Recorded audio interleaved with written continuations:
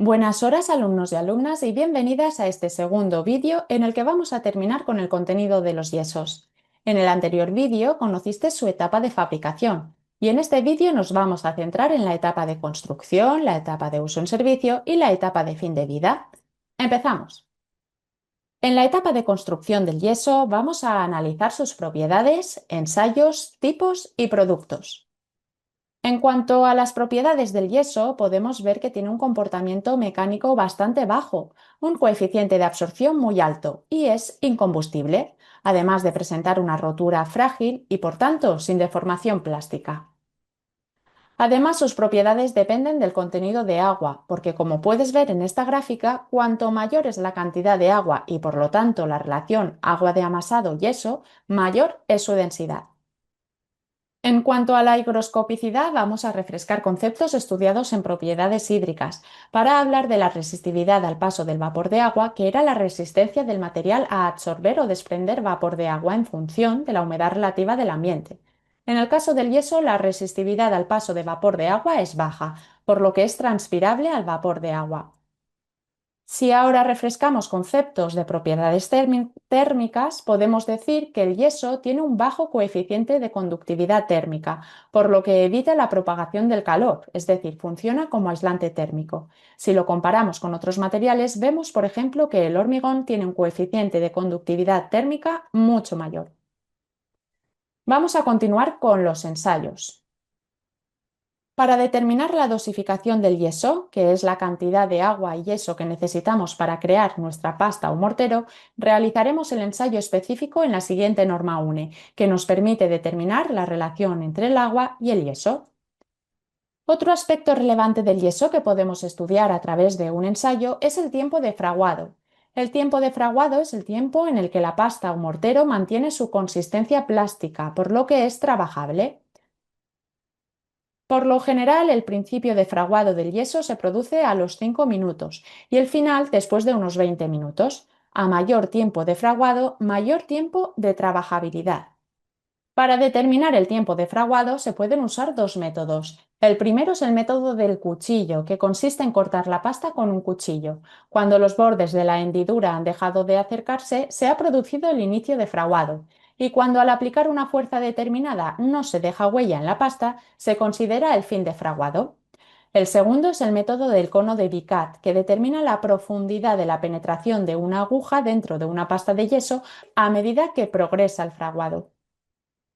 Vistos los ensayos, seguimos ahora con los tipos de yeso que se clasifican con la letra A para conglomerantes de yeso, la letra B para yesos premezclados y la letra C para yesos especiales. Aquí puedes ver con más detalle la designación e identificación de cada uno de estos grupos y a continuación vamos a verlos con más detalle. Los conglomerantes en base de yeso categoría A incluyen yesos y escayolas con mayor pureza que el resto. El A1 se utiliza para la transformación en productos en polvo. El A2 se emplea directamente en obra, mientras que el A3 se utiliza para transformarlo en placas de yeso laminado, en placas de escayola para techos y en molduras decorativas como veremos en los productos. Esto con respecto a la categoría A. La categoría B agrupa los yesos premezclados y tenemos de distintos tipos, desde el B1 hasta el B7. Aquí puedes ver sus especificaciones como tiempo de principio de fraguado y resistencias. De entre todos ellos destacamos, por un lado, yesos de construcción o B1, comúnmente conocidos como yeso grueso, que se utiliza como pasta de agarre y para revestimientos interiores. Además, el yeso de construcción aligerado B4 incorpora áridos ligeros para aumentar su porosidad y, por lo tanto, su capacidad de aislamiento acústico. La tercera y última categoría es la categoría C, que se refiere a yesos para aplicaciones especiales, y dentro de ella tenemos los yesos C1 hasta el C7. Esta clasificación se basa en el contenido de sulfato cálcico, los tiempos de fraguado y las resistencias mecánicas. Dentro de estos yesos nos vamos a detener en el yeso de terminación en capa fina C6, que comúnmente se conoce como yeso fino. Este yeso se aplica en una capa de terminación muy fina, de unos pocos milímetros, que se denomina enlucido. Ahora que ya conoces los tipos de yesos, vamos a ver cómo se designa según la normativa. En su identificación vamos a ver el tipo de yeso, el tiempo de principio de fraguado y la mínima resistencia a compresión. Por ejemplo, un yeso B1 52 significa que es un yeso de construcción B1 con un tiempo de principio de fraguado mayor a 50 minutos y una resistencia mínima a compresión mayor o igual a 2 megapascales. Seguimos ahora con los productos. En cuanto a los productos del yeso, podemos encontrar pastas de agarre, pastas para revestimientos con varios subtipos, paneles de yeso reforzado con fibra, placas de yeso laminado, placas de escayola y moldura. Vamos a verlos más despacio. En las pastas de agarre utilizamos yeso grueso o yeso de construcción B1. También se puede utilizar escayola si queremos que frague más rápido. Las pastas de agarre sirven para sujetar ladrillos de tabiquería o para sujetar los marcos de madera que soportarán la carpintería, que se denominan cercos. Las pastas para revestimiento se aplican sobre un soporte como un tabique. Hay que asegurar la adherencia al soporte donde se aplica y su resistencia a las acciones mecánicas como golpes, además de una coloración uniforme y una planeidad o regularidad. Dentro de las pastas para revestimientos deberemos diferenciar dos capas que ya te he adelantado. Por un lado, el guarnecido, que es la primera capa que se aplica sobre el soporte con yeso grueso B1. El espesor de esta capa es de varios milímetros, entre 11 y 20, y su acabado es rugoso. El objetivo de esta primera capa sobre la superficie del soporte es nivelar y corregir posibles irregularidades.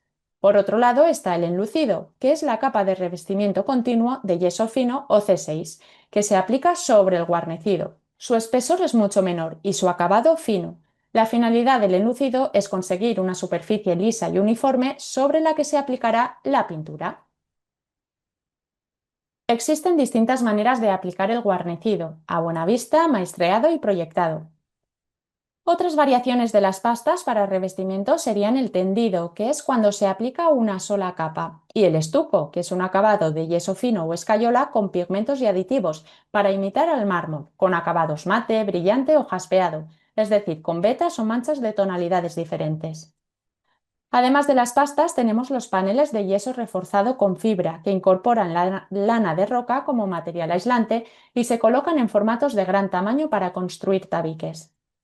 Por otro lado, te puede sonar el pladur o placa de cartón yeso, también llamado placa de yeso laminado, que consiste en un panel de cartón, yeso, cartón, que se atornilla a una subestructura metálica. Aquí puedes ver cómo se construye el detalle de la junta entre dos paneles de un mismo tabique. Y aquí los detalles constructivos de estos paneles que tienen unos bordes biselados para poder ejecutar la junta. Mientras que estos paneles se utilizan en tabiquería, para los falsos techos, que son los techos suspendidos de los forjados para ocultar las instalaciones, tendríamos las placas de escayola. Estas placas se pueden colgar mediante pelladas de escayola, aunque lo más fiable es con una subestructura metálica, que además permite crear falsos techos desmontables con un sistema bidireccional. Aquí puedes ver el detalle constructivo de ambas opciones. Y por último encontraríamos las molduras de escayola, que se utilizan por motivos puramente estéticos. Estupendo. Antes de continuar con la etapa de uso en servicio, me gustaría que contestaras a la siguiente pregunta. Muchas gracias por tu respuesta. Ahora sí que podemos continuar con la etapa de uso en servicio, para comentar la durabilidad del yeso y sus procesos patológicos. El yeso es un material duradero si se encuentra protegido frente al agua. Al no ser un material hidráulico, no es resistente a la exposición permanente de agua, por lo que el agua es la causa principal de su deterioro. Para evitar este deterioro hay que usar el yeso en ambientes interiores o en exteriores protegidos, con elementos que desvíen el agua de su superficie, como por ejemplo aleros. En cuanto a los procesos patológicos, es interesante comentar la compatibilidad del yeso con otros materiales.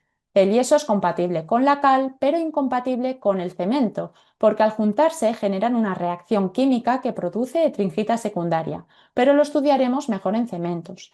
Además, como en su microestructura contiene agua, por ser un sulfato cálcico semihidratado, y por ser un material muy higroscópico, es decir, que absorbe humedad ambiental con facilidad, este agua puede producir la corrosión del acero, como veremos en materiales metálicos. Por último, vamos a ver la etapa de fin de vida. en la que me gustaría resaltar distintos aspectos. Comparando con otros materiales, la temperatura de cocción del yeso es más baja, por lo que contamina menos y consume menos energía. Como estrategias para reducir el impacto ambiental del yeso estaría la separación de materiales en obra y recogida de residuos, la reincorporación de los residuos del yeso en la propia fábrica de producción, la incorporación a la fabricación del yeso de residuos procedentes de otros procesos de fabricación y la restauración de canteras con la reforestación de especies compatibles con terrenos con algae.